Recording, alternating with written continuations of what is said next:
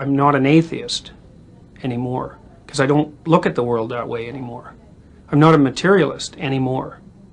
I don't think the world's made out of matter. I think it's made out of what matters. It's made out of meaning. Look at it from the perspective of modern brain science. What we orient towards unconsciously, which means what captures our attention, is meaning, and it captures our attention before we know what it is.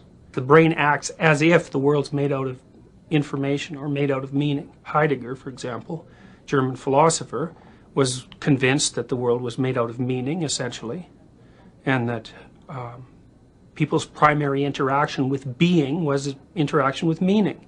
And that isn't what modern people think, because they're deeply materialistic. If you go back 400 years or 500 years and you look at what people meant when they said matter, which is what things are made out of, what they thought matter was isn't like what we think it is. It wasn't like this material stuff, sort of like dirt, that everything was made out of. It was much more complicated than that. The problem with the standard view of matter is that it doesn't really deal with the fact that matter comes in arrays and in patterns.